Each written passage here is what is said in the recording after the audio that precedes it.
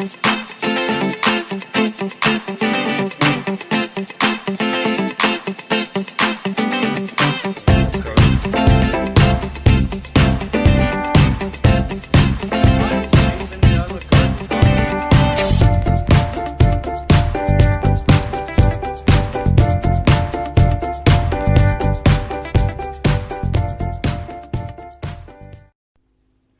this is Jason done with Garden Talk. It is Friday the 13th, March 2020. 11:07. At 11:07 p.m. And we're here hunkered down surviving the coronavirus outbreak in Los Angeles as best we can. No, not to make a joke of it, but it is very serious. And this isn't exactly what I thought I wanted to talk about. But well, I am kind of hunkered down here. You know, the streets today were very empty. When I took my Uber ride up, it was just zip right to the store and zip right back. There was no traffic at all. That's unusual for Friday. Yeah, because I came back on Friday about 3 o'clock, and it was just zip right through. And when I went, it would have been about rush hour at noon, and the freeway would have been jammed. Would have been jammed coming down, and just zip, not a car coming down the freeway. But a lot of people at the weed store.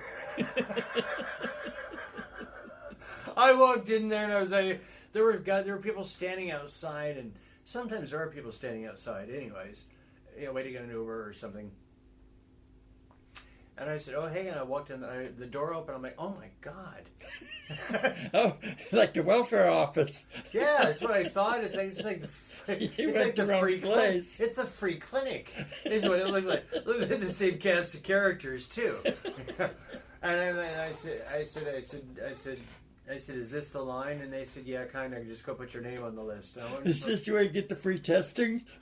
Yeah, and it did. It felt just like that. I thought, this would be a wonderful thing to do because so many people are going to be hitting that weed store, especially if the coronavirus has a major outbreak. That place is not going to go to business, I guarantee you.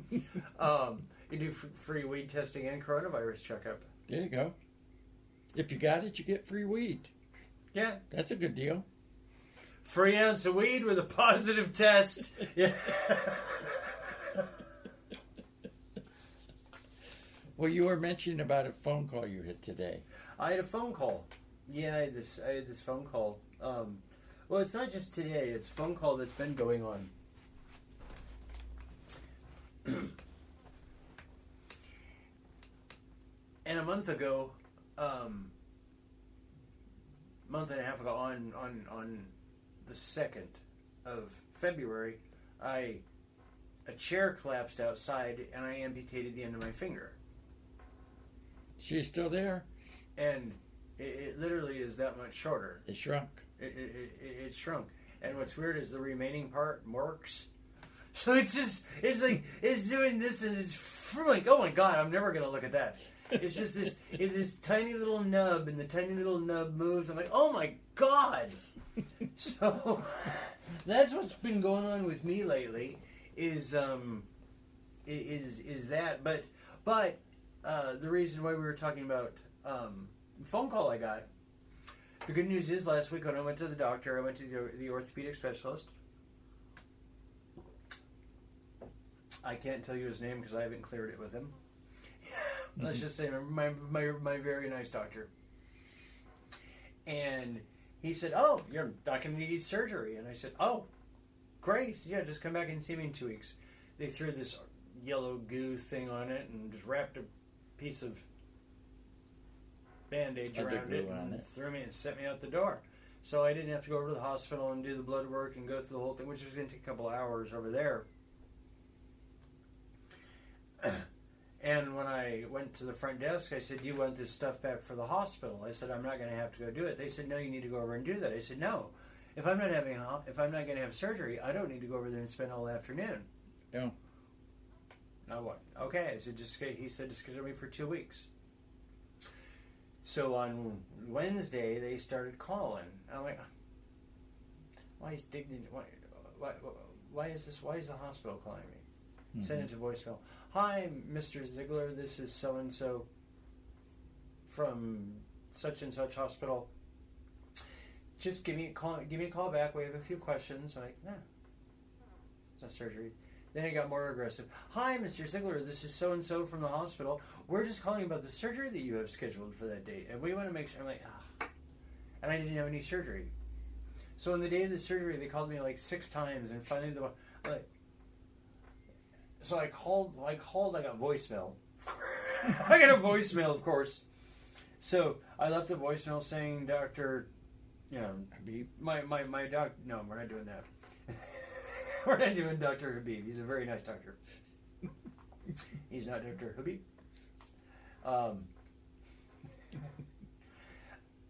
Anyway, I left a message saying that he said I don't need surgery and just come back and see him in 2 weeks. So they called me again today. Hi, Mr. Ziegler.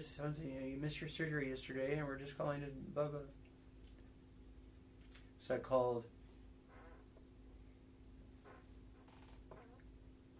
Not the number she left me, but the number she called from.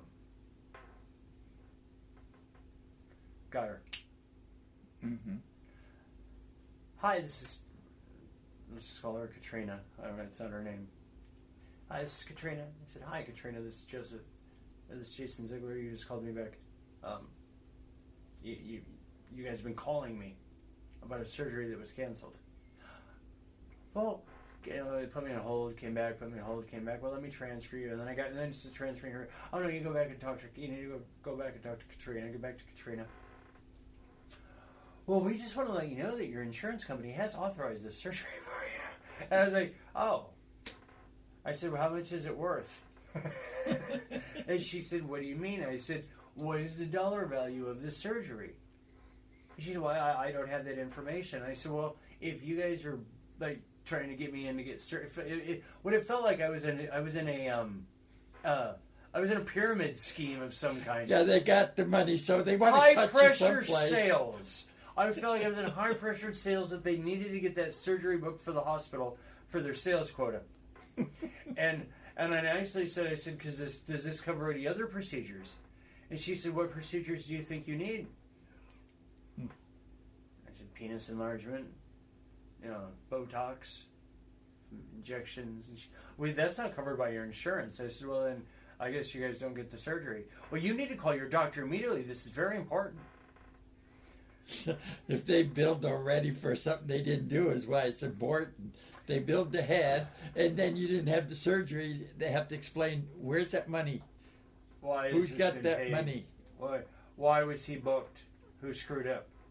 So why are you billing before you get the surgery? You usually get the bill after the surgery. That's when they talk about money. Yeah. Well, I was just being funny. But what is the dollar value of this? I was saying price, like let's make a deal. Yeah. And just to be funny, because they wouldn't quit calling me. I'm like, all right, if you don't know what the hell you're doing, you don't know what you're doing. Let's make a deal. She just didn't have any of that. But I got a laugh out of it. I thought I had a story to tell Don later. I was playing Let's Make a Deal. Well, that would probably be at least $110,000. Well, yeah. Easy. And I figured and that could get you a whole facelift. The reason why I asked her that is so that she would realize I wanted her to leave me the hell alone. And she did? Well, she didn't call back for the rest of the day. We'll see what happens tomorrow. Well, it was Friday the 13th. You probably got scared. Yeah. Oh, it's Friday the 13th. Yeah. Oh, that's right. Everything's fucked up today. That's why it's very dark out there. Very dark out there. It's a dark day.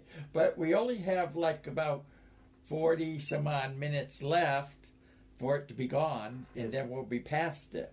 Yes. And maybe then we'll have a train come through here. How much time are we at on this?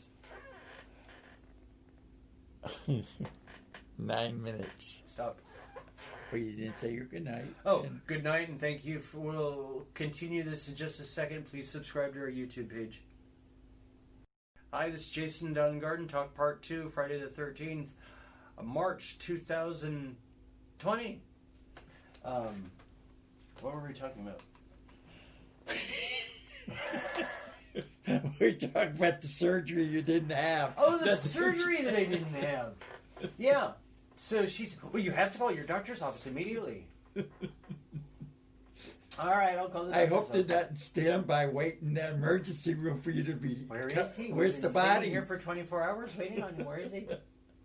We can't leave. He might show up. So I called the doctor's office, which is right across the street from the hospital. Let's just call the hospital Giggity Hospital. Giggity. Yeah, like Quagmire, and family. Let's just call it. I can't do Quagmire. It's Giggity Hospital.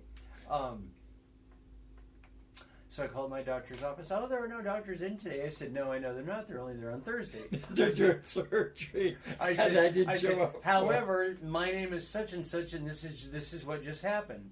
Oh, well, let me put you on a brief hold for a moment. And I heard, I got to hear the music, and it was nice.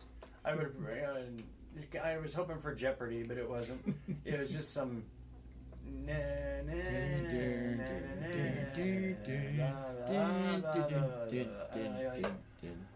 didn't go anywhere. It didn't go anywhere. I wanted to at least play I mean, if you want to do, if you just do an '80s soundtrack on a loop, you know.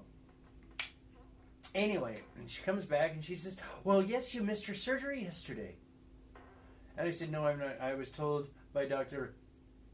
I really want to say his name because it's I think Dr. Roger. Dr. Roger.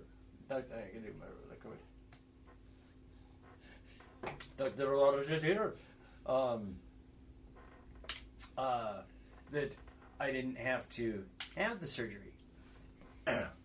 Just come back and see him in 2 weeks. If you look on your computer, you can see that it says that I'm going to see him next Thursday. Well, yes, but you missed your surgery. I said, no. He said I didn't need the surgery. Well, Why did they get a replacement for you? Well, which doctor was this? I said, Dr. Roger. And she said, oh, wasn't it Dr. such and such? And I said, I don't even know who that is. It's the wrong doctor. Jeez. I said, my doctor has dark, wild, long hair, like kind of frizzy all over the place. And he's very built and has a tan, and he's got pretty eyes. I said, I think you know who he is. Oh, I know who he is. I said, oh, that's my doctor. Well, why don't we have another doctor call you on Monday? And I'm like, well, why? Is somebody overriding his decision now? We have to do this surgery because we need the money. And you should have said, I thought they're cutting back on surgeries that aren't necessary because of the corona. That's where I'm going to go there and get corona now. You're giving out corona by doing surgeries that. Oh no! Hell no! This is going to heal on its own for damn sure. Now, if they screw it up and say, "Oh, you need surgery," going down there to Corona Central, no, right. Thank you. No, I'm supposed to be isolating, not injecting myself into a hospital. Yeah, that's why they send people home, because that's the quickest way to get it if you don't have it.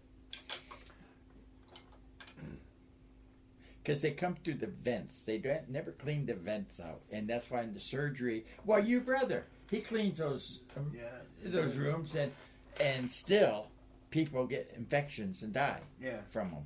Yeah. So they don't clean out the vents. That's where all that stuff accumulates and it gets pushed. They got the air on so cold that it pushes that stuff into the room. I would think hospitals have a decent ventilation system. You run a risk. That's why they don't guarantee. Well, you always run a risk of infection. I mean, the hospitals are just breeding grounds. Yeah, of course. That and schools. That's why they sent me home when my brain was still bleeding. Yeah. Your brain's still bleeding, but we think you were past the pain, so... Yeah, you don't want to stay here long enough. You'll have more than that problem. You probably end up with something else. Are we done? All right, well, thank you for listening. That's all we got to talk about tonight. Once again. Happy subscribe. Friday the 13th, and this is Garden Talk with Jason Don. Please subscribe to our YouTube page.